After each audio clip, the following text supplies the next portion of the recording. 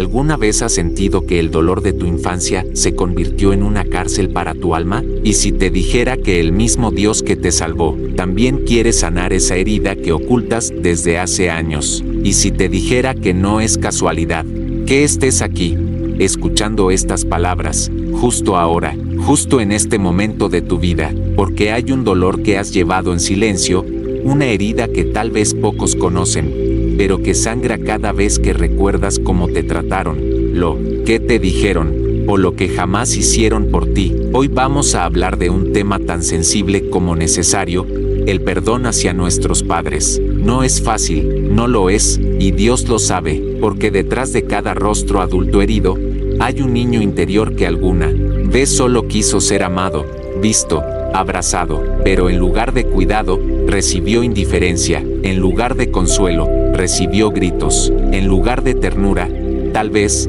recibió silencio. ¿Y cómo se perdona a quien debió protegerte y terminó fallándote? Este es el corazón del mensaje de hoy, y no se trata solo de soltar el pasado, se trata de que el pasado deje de tener poder sobre ti, porque mientras no haya perdón, no habrá libertad, y mientras no haya libertad, no habrá plenitud en tu vida espiritual. Hay algo que Dios quiere mostrarte en este video, algo profundo, casi secreto, algo que no se habla en los púlpitos, pero que se grita en el alma de millones. La falta de perdón hacia los padres es una de las cadenas más invisibles y a la vez más fuertes que atan al creyente. Y quizás nunca te lo dijeron, pero ese resentimiento puede estar afectando tus relaciones, tu identidad, tu forma de ver a Dios, porque si no logras ver a tus padres con gracia, será difícil ver al Padre Celestial con verdad.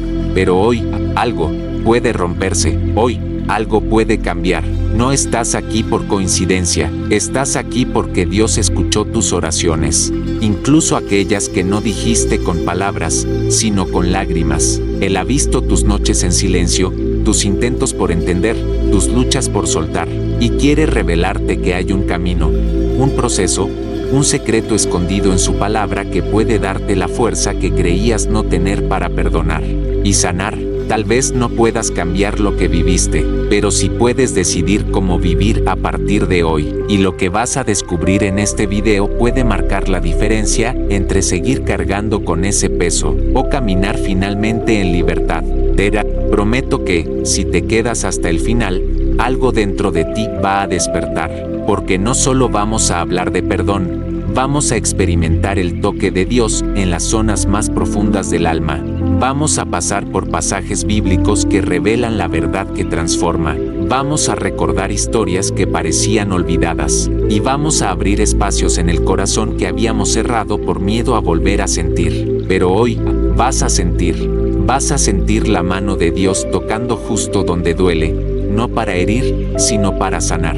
Antes de comenzar con el estudio, quiero invitarte a hacer algo muy sencillo, pero poderoso. Quiero que comentes aquí abajo esta frase: Señor, enséñame a perdonar.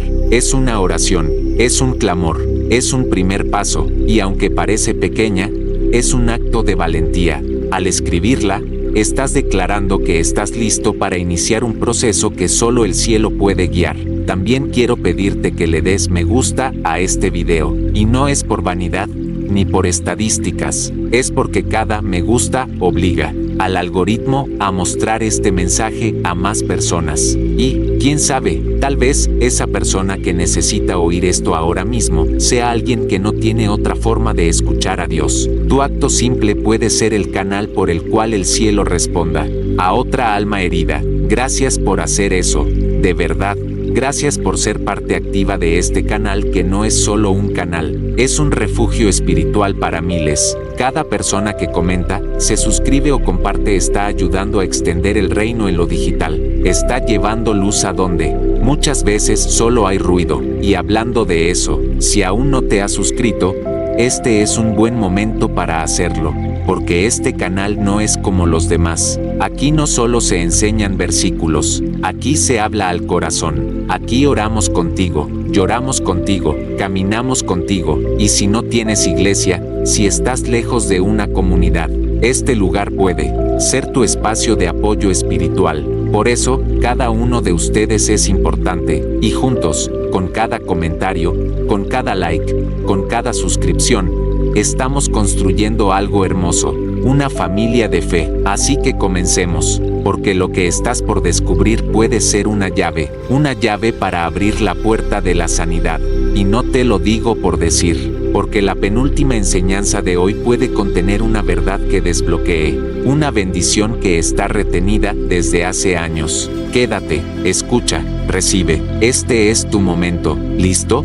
Entonces, que comience el estudio. El perdón de José a sus hermanos. Cuando pensamos en heridas familiares, en traiciones que marcan el alma y en silencios que gritan en la memoria, hay una historia en la Biblia que nos confronta directamente. La historia de José, el hijo de Jacob. Su vida es un testimonio vivo de cómo el dolor familiar no es el final, sino una antesala al propósito de Dios. José no fue herido por extraños, sino por su propia sangre. No fue traicionado por enemigos, sino por hermanos. Y sin embargo, en lugar de quedarse atado al resentimiento, eligió el camino del perdón. José era el hijo amado de su padre, el preferido. Esa preferencia despertó celos en sus hermanos, al punto que lo vendieron como esclavo. Lo separaron de su hogar, de su infancia, de su futuro. Años de sufrimiento, esclavitud y prisión siguieron a ese acto de odio. ¿Cuántas veces José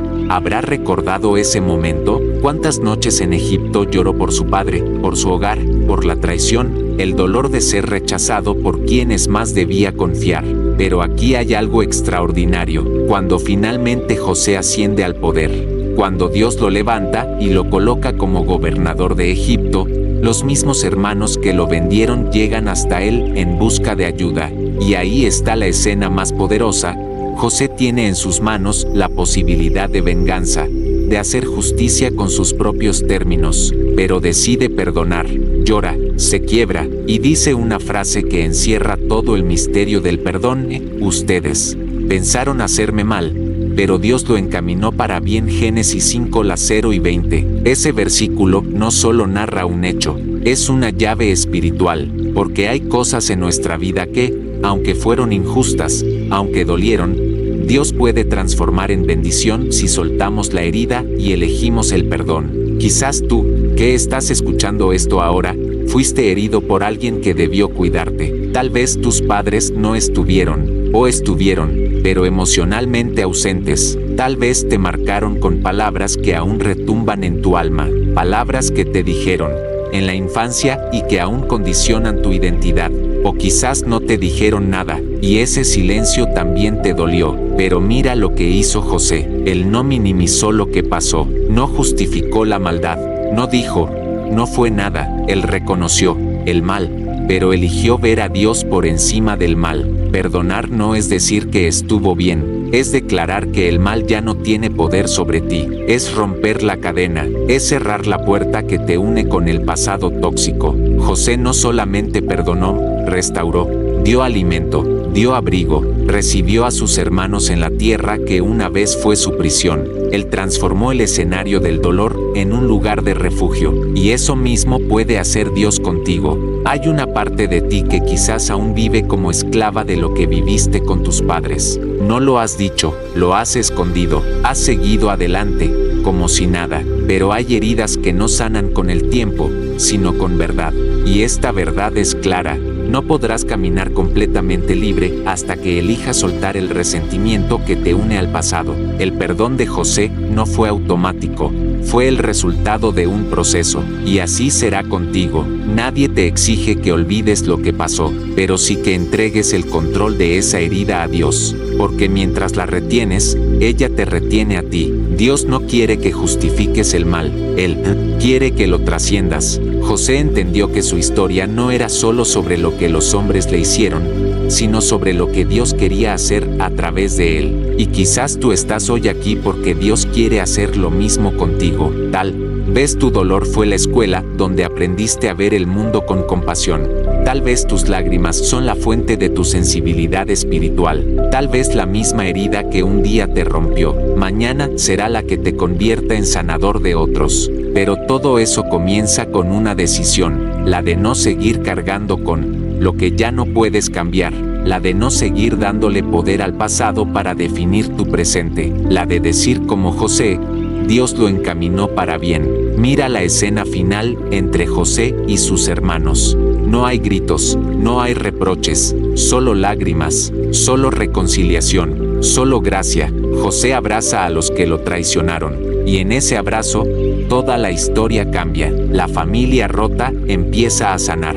La herida se convierte en historia redimida. Y si tú fueras el José de tu familia, y si tú fueras quien empieza el proceso de restauración, no con palabras humanas, no con estrategias emocionales, sino con la fuerza que viene del cielo, porque el perdón verdadero no nace del corazón humano, nace de Dios. Solo Él puede darte la capacidad de mirar a tus padres sin el filtro del dolor, sino con los ojos de la compasión. Quizás nunca te pidieron perdón, quizás ya no están vivos para hacerlo, quizás sigan sin ver el daño que causaron, pero eso no puede detener tu sanidad, porque perdonar no depende de ellos, depende de ti, y depende de Dios en ti. Hoy, Dios te invita a hacer un acto de fe, a decirle, Señor, yo no sé cómo hacerlo, pero quiero empezar, y ese deseo, por pequeño que sea, ya es una semilla de libertad. José terminó abrazando a los que lo rompieron, no porque olvidó, sino porque entendió que el propósito era mayor que la herida. ¿Y tú?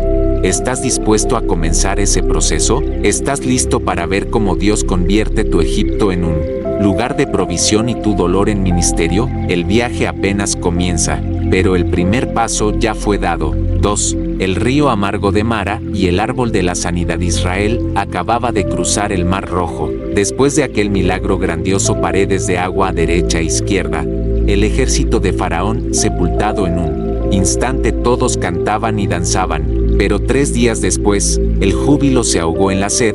El desierto de Sur no ofrecía una sola gota potable. Cuando por fin hallaron agua en Mara, descubrieron que era amarga, tan amarga que no podía beberse. El texto de Éxodo 15 resume el choque de emociones, de la euforia a la frustración, de la alabanza al murmullo. La amargura en las aguas es un reflejo exacto de la amargura en el alma. Al principio, lo que duele es solo un sabor desagradable. Con el tiempo, contamina todo lo que intentamos beber. Así suele pasar con el resentimiento hacia los padres.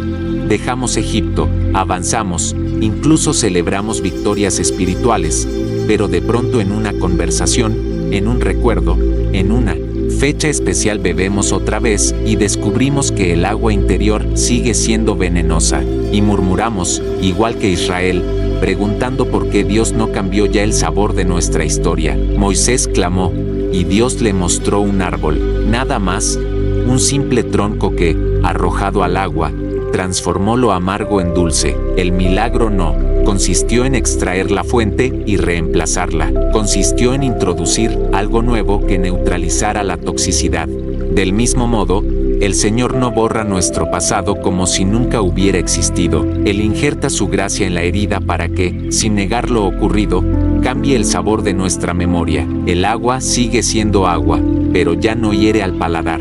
Ahora sacia, refresca, da vida. Aquí se esconde un principio que no podemos pasar por alto.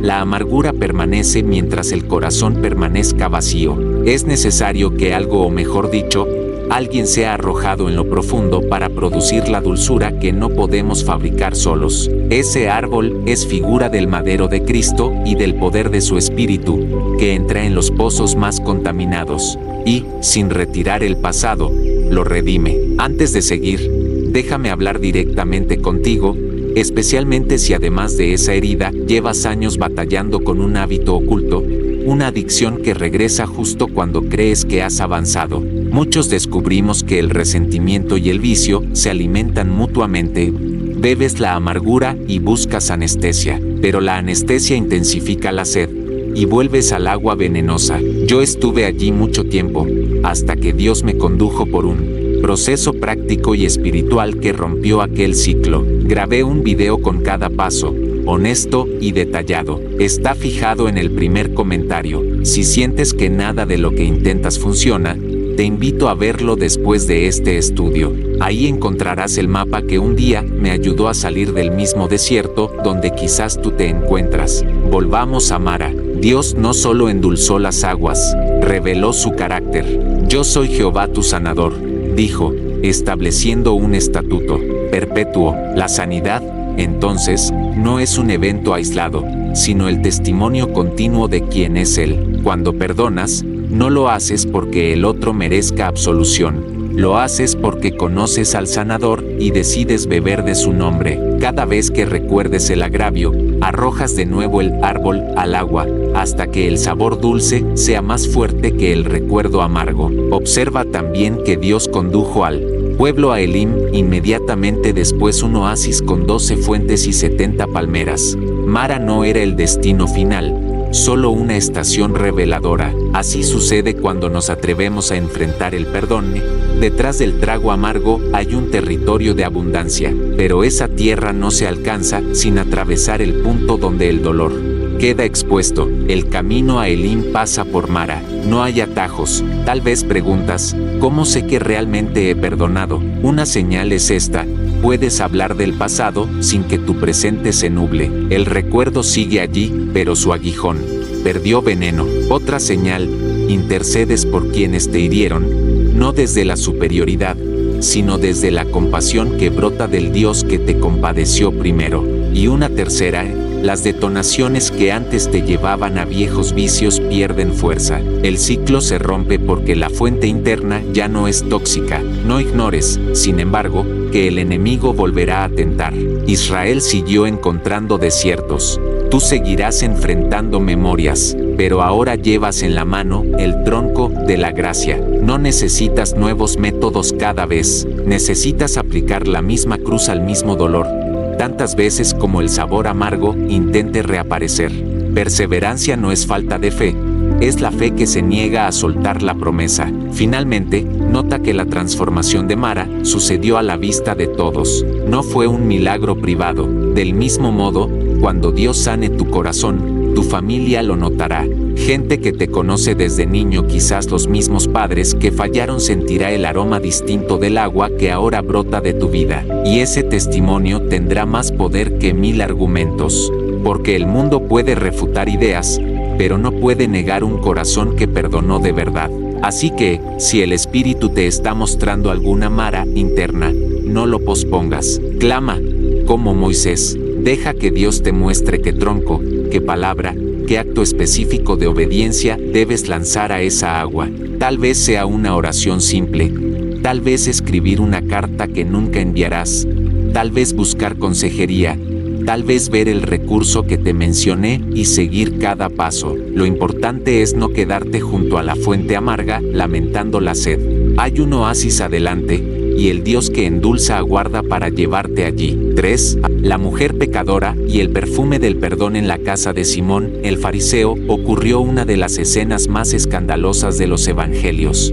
Jesús había sido invitado a comer, y mientras estaba reclinado a la mesa, una mujer irrumpe con un frasco de alabastro lleno de perfume. Sin palabras, sin permiso, sin protocolo, se acerca a sus pies, llora, los baña con sus lágrimas, los seca con su cabello, y luego los unge con el perfume. No conocemos su nombre. El Evangelio solo la llama una mujer pecadora, probablemente porque su historia estaba marcada por heridas visibles, por fallas públicas, por decisiones que la marginaban en la sociedad religiosa de su tiempo. Pero ese día, no fue su pasado lo que definió su valor, sino su acto de devoción y arrepentimiento. Esta escena tiene una profundidad especial cuando se mira desde la perspectiva del perdón hacia los padres. Muchas personas han sido marcadas por heridas que no fueron producto de sus decisiones, sino de las decisiones de aquellos que debían protegerlas. Madres ausentes, padres fríos o violentos, infancias llenas de gritos, desprecio, comparación, abuso emocional. Algunas veces, esas heridas provocan una vida llena de dolor silencioso. Otras, generan comportamientos desordenados, adicciones, rupturas, porque la raíz jamás fue sanada. La mujer del perfume no estaba allí por casualidad. Algo había sucedido previamente, Ella había sido tocada por el perdón de Dios. No llegó a buscar aceptación, sino a agradecer la redención ya recibida. Su acto fue una respuesta, no una súplica. Y eso es crucial. El perdón verdadero no nace de la obligación, sino de la gratitud. Ahora bien, ¿cómo aplicar este pasaje a alguien que ha sido herido por sus padres? El mismo principio se sostiene. No perdonamos porque los padres hayan cambiado. No perdonamos porque hayan pedido perdón. No perdonamos porque lo merezcan. Perdonamos como respuesta al amor con el que hemos sido amados. Al igual que esa mujer, rompemos nuestro frasco de dolor ante Jesús no para impresionar a nadie, sino porque ya hemos sido restaurados desde adentro. La presencia de Simón en la historia es significativa. Representa la religiosidad que juzga, desde fuera, que etiqueta, que mide el valor según el historial. Simón pensó, si este fuera profeta, sabría qué clase de mujer es esta. Es la misma voz interna que muchas personas escuchan cuando piensan en perdonar. Si supieras lo que me hicieron, no me pedirías que perdone. Pero Jesús sí sabe, y responde con una parábola que deja en claro, al que mucho se le perdona, mucho ama, y quien ama así, tiene el poder de transformar incluso las heridas más profundas. El perfume que la mujer derramó era costoso.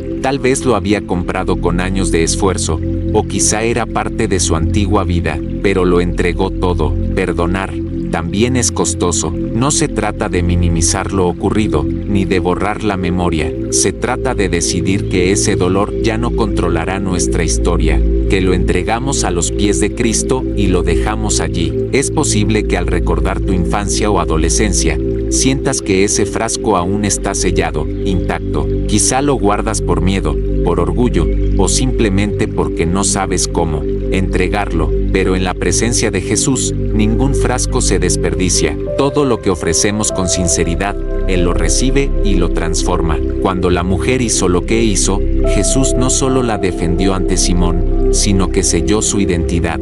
Tus pecados te son perdonados. Esa frase no era solo para el momento, era para su vida entera. A partir de ahí, nadie podría volver a definirla por su pasado. El perdón de Jesús reescribió su historia. Así también ocurre cuando decidimos perdonar a quienes nos fallaron. No es que lo que hicieron desaparezca, es que dejamos de vivir bajo el peso de esa sombra. Jesús se convierte en nuestro nuevo apellido, en nuestro nuevo legado, y aunque la herida exista, ya no define el guión. Así también ocurre cuando decidimos perdonar a quienes nos fallaron. No es que lo que hicieron desaparezca, es que dejamos de vivir bajo el peso de esa sombra. Jesús se convierte en nuestro nuevo apellido, en nuestro nuevo legado, y aunque la herida exista, ya no define el guión. En esta historia, no se nos dice que la mujer haya regresado a su familia, ni que haya confrontado a sus verdugos, porque a veces, el perdón no depende de la reconciliación con la otra parte, depende de una transacción interior entre tú y Dios. Es allí donde comienza todo. Si después hay restauración externa, gloria a Dios, pero si no la hay, la paz ya está asegurada dentro. Finalmente, no podemos ignorar que este acto ocurrió en medio de una comida, un acto cotidiano. Esto nos recuerda que el perdón no es solo para los retiros espirituales o los altares de las iglesias. El perdón se vive en lo ordinario, en la mesa familiar, en la llamada telefónica, en el pensamiento nocturno, en la forma como tratamos a nuestros hijos, a nuestra pareja, a nosotros mismos. Perdonar a los padres no es un acto puntual, es un nuevo estilo de vida. Así que si hay un frasco dentro de ti que aún no has roto, te invito a recordar esta historia. No necesitas tener todas las respuestas, no necesitas saber cómo reaccionarán los demás, solo necesitas traerlo a los pies del Señor, derramarlo en su presencia, y dejar que Él te mire como miró a aquella mujer, con amor, con defensa, con restauración, porque en su mesa, nadie queda marcado por el pasado, sino por el perfume del perdón. 4. Abigail y la herida de un esposo necio. Cuando hablamos del perdón hacia los padres, inevitablemente debemos mirar con atención las heridas familiares en general. Pero también hay otras figuras en la Biblia que nos enseñan sobre cómo responder al dolor causado por quienes están cerca, por quienes debían protegernos o al menos actuar con sabiduría. Una de esas figuras es Abigail, la esposa de Nabal, un hombre necio, grosero, imprudente y peligroso. Abigail vivía bajo la sombra de un esposo que no solo era insensato, sino que ponía en riesgo su vida y la de toda su casa por su actitud.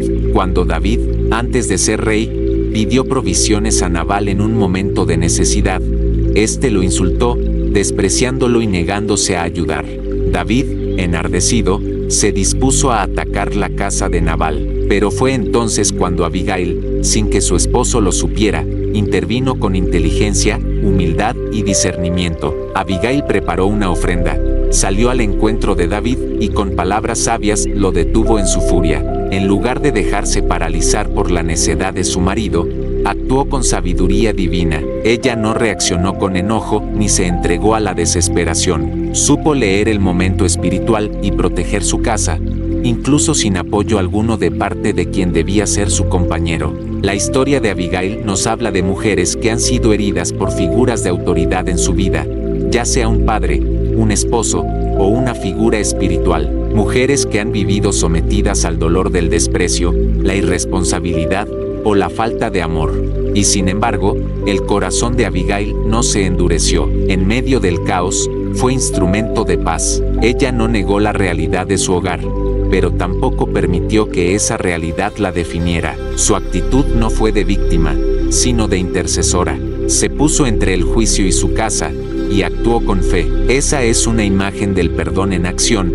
No se trata solo de una emoción interna, sino de una decisión concreta de interceder, de no permitir que el rencor determine nuestras respuestas. Y cuando Nabal murió días después, fue Dios quien actuó. Abigail no levantó su mano contra él, no lo maldijo, no lo expuso públicamente, esperó, y en ese tiempo, fue honrada. David la tomó por esposa, no como un trofeo, sino como reconocimiento a su carácter y sabiduría. Para muchos que han sido heridos por padres que no supieron amar, o que vivieron bajo figuras que causaron dolor, Abigail enseña que el perdón no es debilidad, es fuerza contenida, es sabiduría divina, es responder con dignidad en lugar de venganza, es elegir la fe por encima del resentimiento. El perdón transforma no solo la memoria, sino también el futuro. Abigail pasó de ser esposa de un necio a compañera de un rey. Así también, quien entrega a Dios su herida,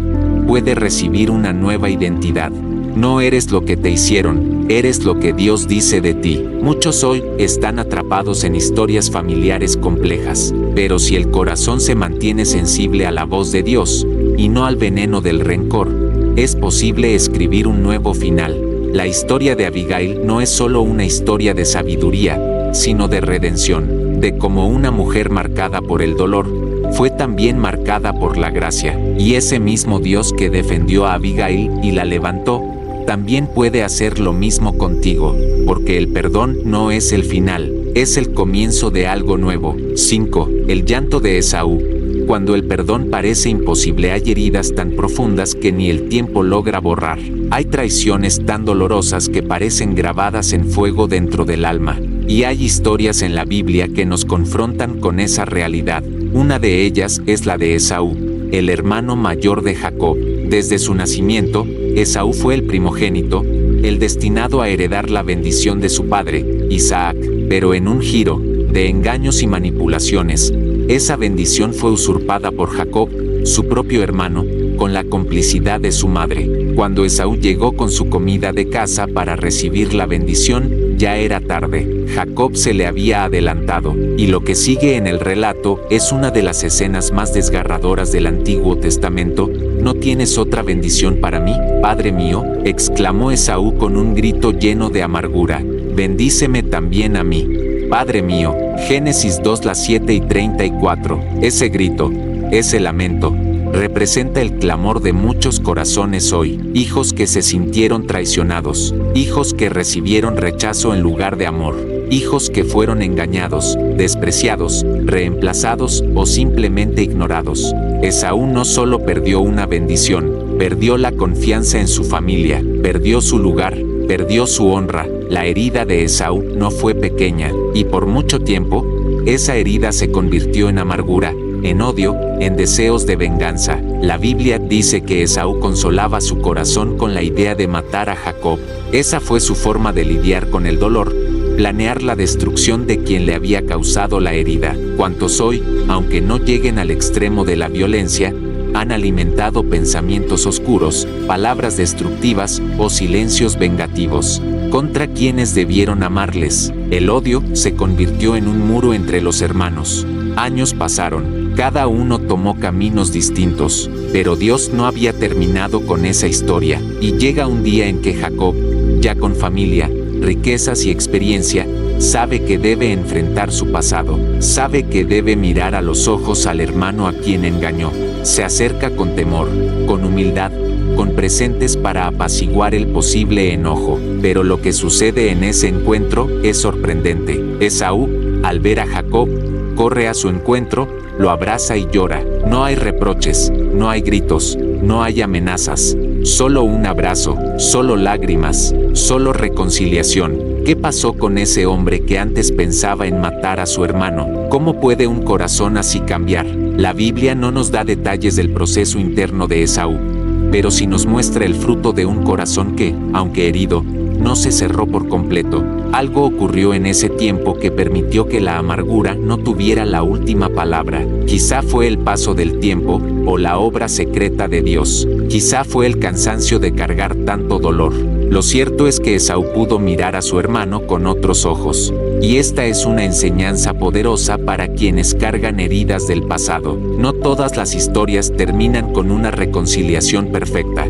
pero lo que Dios espera de nosotros no es que podamos rehacer el pasado, sino que soltemos el rencor que nos envenena el presente. Esaú lloró la bendición perdida, y hay quienes hoy lloran las carencias emocionales de una infancia sin afecto, sin reconocimiento, sin justicia. Pero si permitimos que esa lágrima se transforme en clamor a Dios, Él puede darnos una bendición mayor, la libertad del alma. Porque perdonar no siempre significa restaurar la relación tal como era. A veces, significa dejar de cargar una mochila que ya deformó nuestra espalda. Significa entregarle a Dios el derecho de juzgar y sanar.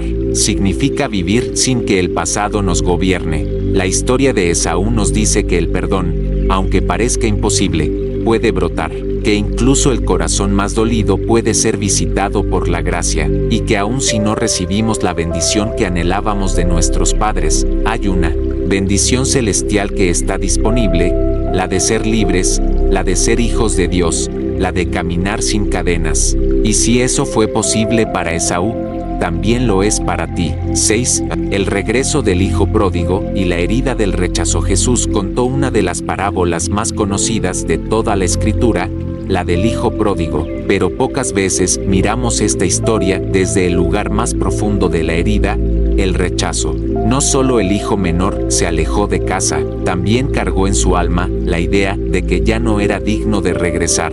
Su marcha fue el resultado de una mezcla de deseos desordenados, pero también de una herida más profunda, la sensación de que ya no pertenecía. Este hijo le pide a su padre la parte de la herencia que le corresponde. En la cultura judía de la época, eso era equivalente a decir: Padre, prefiero que estés muerto, porque lo que me importa es lo que tienes, no tú. Fue un acto de desprecio, una traición, una ruptura.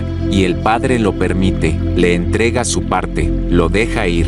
Pero ¿qué ocurre en el corazón de ese hijo cuando los años pasan y el dinero se agota? Cuando las amistades interesadas desaparecen, cuando el pecado ya no promete nada más que miseria. Ese joven, hambriento y solo, cuidando cerdos, recuerda la casa del padre, pero no se siente con derecho de volver como hijo, solo piensa en volver como jornalero. Padre, ya no soy digno de ser llamado tu hijo. Esas palabras resumen lo que muchos hoy sienten en su relación con Dios, por errores del pasado, por heridas emocionales, por traumas familiares, por un corazón roto, por pecados repetidos, por una infancia sin abrazos o con castigos injustos. Hay personas que se dicen: ya no merezco amor, ya no tengo derecho a ser hijo. Si acaso, ¿qué?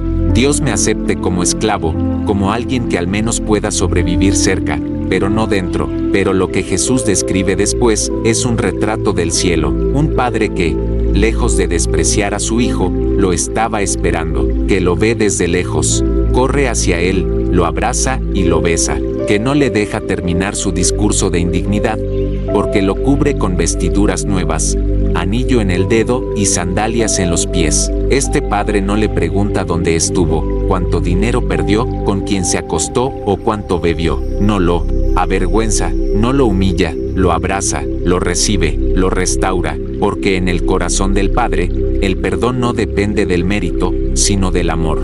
No se otorga por comportamiento, sino por identidad. Y esta es la medicina para el alma herida por padres ausentes, fríos, violentos o indiferentes. Dios no es como los hombres. Su paternidad no está condicionada a tu desempeño. Él no te ama porque seas perfecto, sino porque te creó. No se aleja de ti por tus errores, sino que te espera con los brazos abiertos, incluso cuando estás cubierto de pecado. El hijo pródigo representa al ser humano que fue dañado en su percepción del amor, que cree que para ser amado necesita hacer todo bien, que piensa que sus fracasos lo expulsan de la familia de Dios. Pero Jesús rompe esa mentira. Nos muestra que el regreso a casa no depende de tener un historial limpio, sino de tener un corazón dispuesto a volver. Este mensaje no es solo para quienes se fueron lejos en términos físicos o morales, es también para aquellos que están cerca, pero con el corazón lejos, para los que van a la iglesia, pero no se sienten amados, para los que oran, pero no se sienten hijos, para los que perdonaron a todos, menos a sí mismos, porque la herida del rechazo muchas veces no es solo externa, es interna, es la voz que dice: Dios no puede amarme así, pero el Padre del cielo responde con un abrazo, con vestidura nueva, con una fiesta, con la restauración total de la identidad perdida. Si fuiste rechazado por tu Padre terrenal, no te condenes a vivir como jornalero espiritual. No te conformes con migajas de amor. Hay un banquete preparado para ti, una casa abierta, una herencia esperándote, no porque lo merezcas, sino porque el amor del Padre no se negocia, se recibe. Y si hoy decides volver en tu corazón, no te sorprendas si sientes la presencia de Dios correr hacia ti, no para reprenderte, sino para restaurarte, porque así es el corazón del Padre, porque así es la gracia, porque así es el perdón verdadero, un hogar para los que pensaban que ya no tenían hogar. 7. El perdón que libera a Pedro. Pedro sabía lo que era prometer y fallar, lo que era amar profundamente, pero también dejarse arrastrar por el miedo. El apóstol que declaró con fervor que daría su vida por Jesús, terminó negándolo 3 veces frente a desconocidos, no una, ni 2, 3 veces, y lo hizo con juramentos y maldiciones, diciendo que no lo conocía. Imagina la escena: Jesús es arrestado, humillado, golpeado. Pedro lo sigue de lejos, escondido entre las sombras. Se acerca al fuego, tal vez con la esperanza de pasar desapercibido, pero una criada lo reconoce, luego otro, luego alguien más, y el miedo lo consume. Niega conocer a su maestro. En ese momento, el gallo canta, y Jesús, desde donde está, lo mira. Esa mirada no fue de condena, fue de dolor. Sí, pero también de compasión. Pedro sale corriendo y llora amargamente, no porque fue descubierto, sino porque se rompió por dentro, porque traicionó al único que lo había llamado, restaurado, amado, porque hizo justo lo que había dicho que jamás haría. Pedro sabía lo que era cargar con la culpa, con el remordimiento, con el dolor de haber fallado, con la vergüenza que no se borra fácilmente. Tal vez se dijo a sí mismo que ya no merecía ser discípulo, que lo arruinó todo, que no había vuelta atrás, que su historia había terminado. Pero Jesús resucita y lo busca, no para cobrarle, no para señalarlo, sino para restaurarlo. En la orilla del mar, Jesús prepara un desayuno. Pedro vuelve a pescar, quizá intentando volver a su antigua vida, pero el maestro lo espera con pan, pescado y una conversación que no tiene reproches, solo preguntas llenas de gracia. Pedro, ¿me amas? 3 veces lo pregunta, 3 veces Pedro responde, 3 veces Jesús lo confirma: apacienta mis ovejas. No le pregunta por qué lo negó, no le exige explicaciones, solo le da la oportunidad de redimir con amor lo que antes rompió, con miedo. Aquí hay una lección profunda para todos los que han fallado, para los que saben lo que es amar a Dios y aún así tropezar, para los que alguna vez dijeron, nunca más, pero cayeron otra vez, para los que sienten que decepcionaron al cielo, que no son dignos, que el llamado ya no aplica, que el ministerio se perdió, que la confianza no se puede recuperar.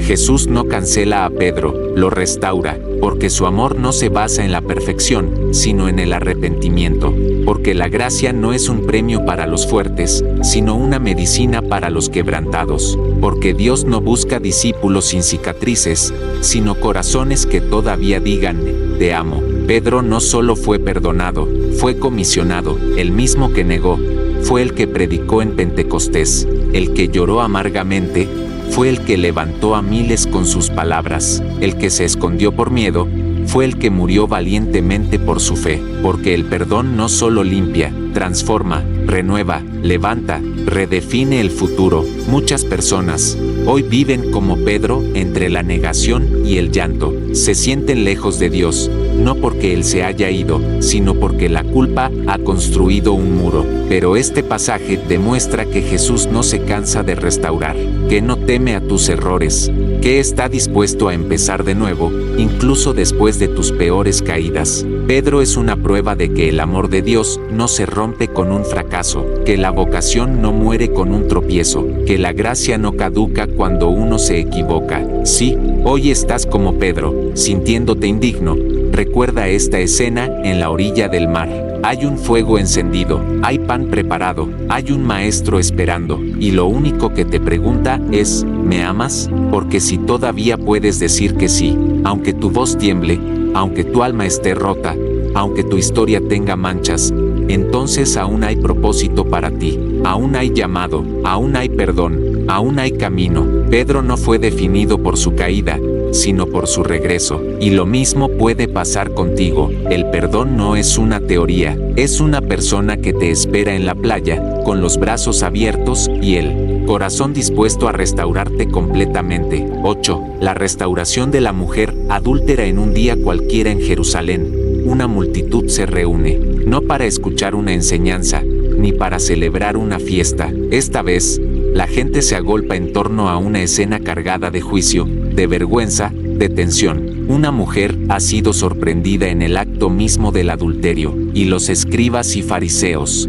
llenos de leyes y piedras, la arrastran al centro del templo, justo donde Jesús enseña. No traen al hombre, solo a ella. La culpa femenina, en ese contexto, era más escandalosa, más pública, más digna de castigo. La colocan allí, frente a todos, sucia, temblorosa, con el rostro escondido entre el cabello y la humillación.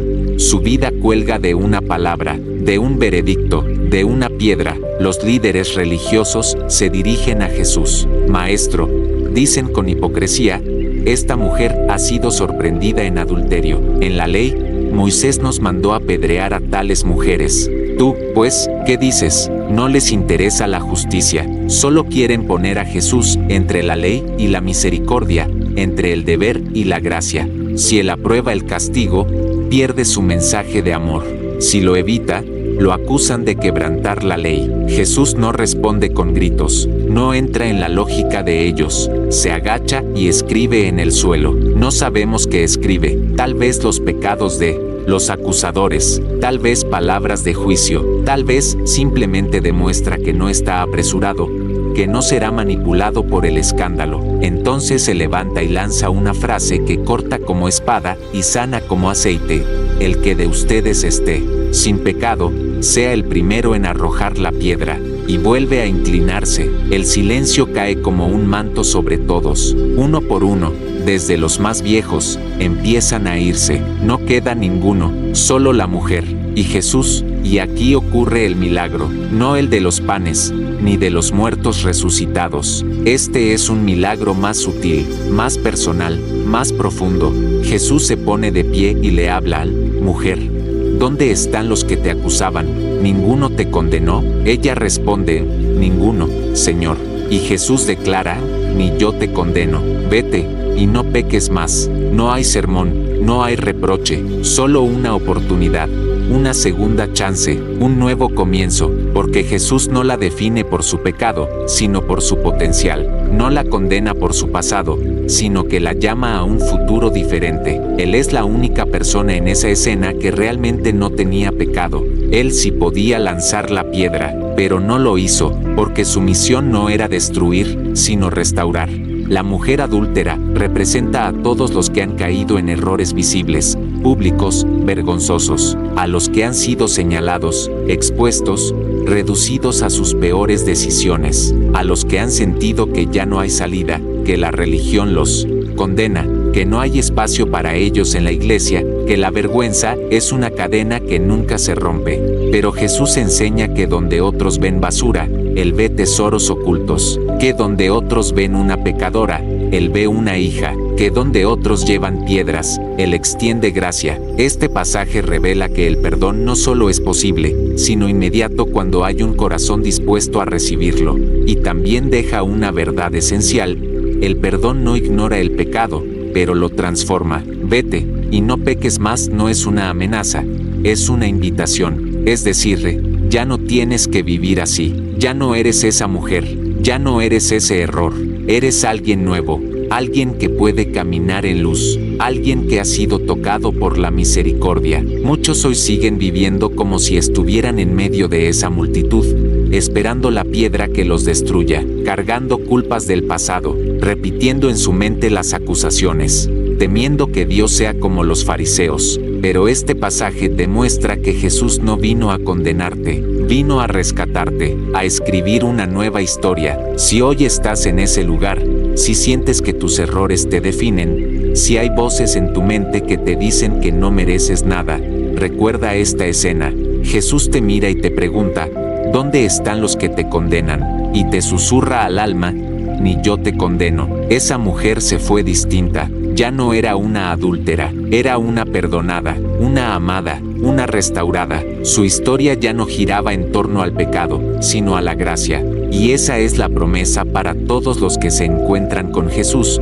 No importa cómo llegues, lo que importa es cómo Él te transforma cuando te toca, porque al final, no somos lo que hicimos, somos lo que Dios decide hacer con nosotros cuando lo dejamos entrar.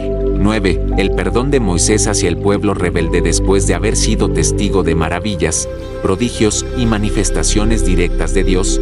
Uno esperaría que el pueblo de Israel caminara en obediencia constante. Sin embargo, el ser humano no es tan sencillo. En Éxodo 32, encontramos una de las escenas más impactantes de ingratitud y rebelión en toda la Biblia, el becerro de oro. Moisés había subido al monte Sinaí para recibir directamente de Dios las tablas de la ley. Estuvo allí durante 40 días y 40 noches, en un encuentro divino que marcaría la historia. Pero en su ausencia, el pueblo se impacienta, pierden la fe y deciden crear su propio Dios. Le exigen a Aarón que les haga un ídolo, y Aarón, presionado, les pide joyas de oro y forja un becerro. Luego, el pueblo lo adora, le ofrece sacrificios, y dices, este es tu Dios, oh Israel, que te sacó de Egipto. La traición es brutal. No han pasado ni 2 meses desde que cruzaron el Mar Rojo. No ha pasado mucho desde que vieron el fuego, el maná,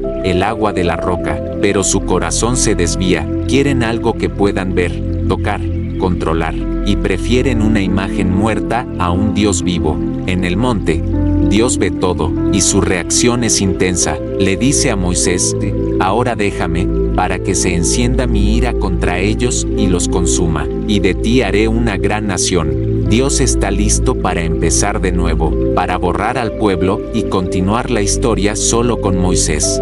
Y aquí es donde se revela el corazón de un verdadero líder. Moisés no aprovecha la oportunidad de convertirse en el patriarca de una nueva nación. No se deja seducir por la idea de la grandeza personal. En cambio, intercede, ruega, se pone entre Dios y el pueblo. Le recuerda a Dios sus promesas, su pacto con Abraham, Isaac y Jacob. Apela a su misericordia, a su nombre, y Dios escucha. Pero Moisés no se queda solo en la intercesión. Baja del monte, ve el pecado con sus propios ojos y actúa con firmeza. Rompe las tablas, quita el ídolo, llama al pueblo al arrepentimiento, y luego, hace algo que refleja una dimensión de amor y perdón que solo encontramos en los corazones forjados por Dios. Vuelve a subir al monte, esta vez con una oración desgarradora. Le dice a Dios: este pueblo ha cometido un gran pecado, pero ahora, si perdonas su pecado, está bien, y si no, bórrame de tu libro que has escrito. Moisés está dispuesto a ser borrado del libro de la vida, si eso significara salvar al pueblo. Ese es el tipo de amor que refleja el corazón de Cristo. Es un eco anticipado del sacrificio de Jesús. Moisés, profundamente dolido por la traición del pueblo, no los abandona, no los odia, no los acusa ante Dios, los cubre, los lleva en su corazón, los ama a pesar de su pecado. Perdonar a quienes nos traicionan no es fácil, especialmente cuando hemos sacrificado tanto por ellos. Moisés había dejado todo para guiar a ese pueblo, había enfrentado a Faraón, había intercedido en cada paso del desierto, había sido usado como canal de milagros, y ahora, esos mismos por los que dio su vida, lo olvidan, lo reemplazan, lo desprecian. ¿No es esa una imagen poderosa del dolor que muchos sienten hoy? Padres no honrados por sus hijos, líderes olvidados por sus discípulos, amigos traicionados, familias heridas. Y sin embargo, Moisés nos enseña que el perdón no es una opción para quien ha sido llamado por Dios. Es un mandato, un reflejo de su carácter. Perdonar no es justificar el mal, es liberarse del deseo de venganza, es elegir el amor sobre el juicio, es confiar en que Dios hará justicia, mientras uno elige la misericordia. Más adelante, Moisés vuelve a recibir nuevas tablas de la ley. Dios renueva su pacto, el pueblo sigue su camino. La historia no termina en el pecado, sino en la restauración. Porque el corazón de Dios siempre busca redención, y porque el corazón de los verdaderos siervos de Dios está dispuesto a pagar el precio del perdón. Si tú has sido traicionado, ignorado, herido por personas que amaste, por personas a las que diste tu vida, este pasaje es para ti. El dolor no desaparece, pero hay una gracia superior. Puedes convertirte en intercesor en lugar de en acusador. Puedes ponerte en la brecha, puedes cargar en tu corazón la esperanza de que, un día, aquellos que hoy te hirieron serán tocados por Dios. El perdón no siempre es inmediato, a veces duele, a veces es una batalla interna que se pelea cada día, pero cada vez que eliges perdonar, te pareces más a Moisés, y más aún, te pareces a Cristo, porque ese es el camino estrecho, el camino de los que aman más allá de la lógica. Moisés nos recuerda que incluso cuando el pueblo falla, Dios sigue siendo fiel, que incluso cuando nuestro corazón se rompe, Dios puede usar esas grietas para derramar su gloria, y que incluso cuando el pecado del otro nos hiere profundamente, podemos ser instrumentos de reconciliación si dejamos que el amor venza al rencor.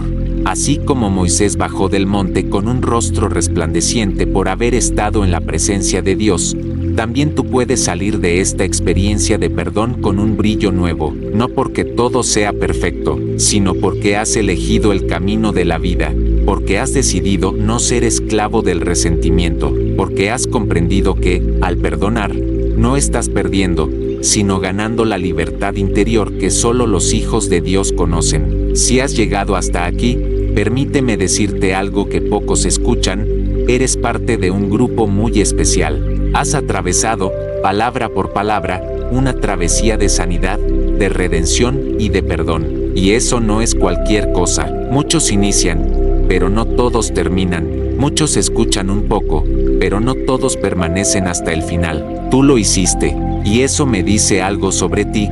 Estás buscando a Dios con sinceridad, con hambre verdadera, y con un corazón dispuesto a ser transformado. Vivimos en un mundo que celebra el orgullo, que alimenta el resentimiento, que justifica el odio, pero tú elegiste un camino diferente. Elegiste sentarte en silencio, abrir tu alma, y dejar que la palabra de Dios te muestre un espejo. Elegiste exponerte a historias de otros que, como tú, fueron heridos, traicionados, incomprendidos, y aún así, eligieron perdonar.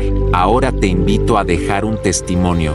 Comenta esta frase: yo decido sanar, aunque cueste. Esa es la señal que me permitirá reconocer a los que llegaron hasta el final, los que no solo escucharon, sino que decidieron liberarse, decidieron confiar en el proceso, decidieron dejar de mirar atrás con dolor y comenzar a mirar al cielo con esperanza. ¿Sabes qué ocurre cuando compartes un video como este? Le estás dando una oportunidad a alguien más, alguien que quizás no conoce la iglesia, que quizás no tiene un pastor, que tal vez llora en silencio por no poder perdonar a quien más daño le hizo, alguien que está atrapado, encerrado en sus recuerdos, y que necesita justo estas palabras. Al compartir, te conviertes en un instrumento de sanidad, una extensión del amor de Dios, y si aún no estás suscrito a este canal, quiero hablarte con el corazón. Imagínate una lámpara en medio de un bosque oscuro, una lámpara que solo permanece encendida si alguien la alimenta. Este canal es esa lámpara para muchas personas, y tú eres parte del aceite que mantiene la llama. Al suscribirte, al estar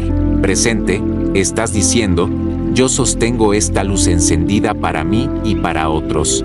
Pero si no lo haces, esa luz se va apagando, no porque falte palabra, sino porque falta quien la reciba. Sé que muchos de ustedes usan estos estudios como su única fuente espiritual, porque no todos tienen una iglesia, no todos tienen una comunidad. Algunos han sido heridos dentro de la misma congregación, pero aquí, en este rincón, hay palabra viva, hay oración, hay enseñanza, aquí hay un refugio, y tú estás invitado a hacerlo tu lugar seguro. Pero para que siga siendo ese refugio, tu presencia es vital, tu participación es fundamental. El enemigo quiere que sigas cargando heridas, que no perdones, que no sanes, que te aísles, pero hoy, tú lo venciste, hoy tú lo desobedeciste, hoy elegiste oír la voz del pastor en lugar de la voz del acusador.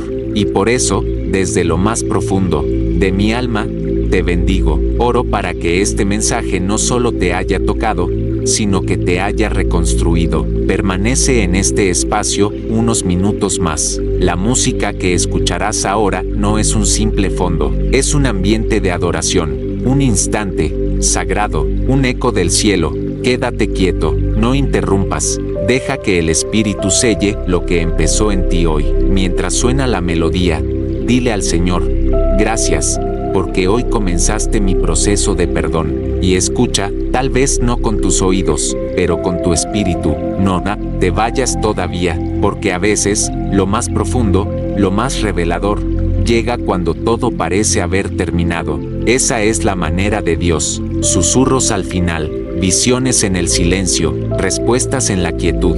Gracias por ser parte de esta cruzada espiritual. Gracias por ser luz en medio de tanta oscuridad. Y gracias por dejar que el Señor te transforme. Desde lo más íntimo, nos veremos en el próximo video, pero mientras tanto, sigue caminando. No estás solo, Cristo va contigo, y lo que hoy empezó, no se detendrá, hasta que el amor triunfe, hasta que el perdón reine, hasta que tu alma descanse en paz. Amén.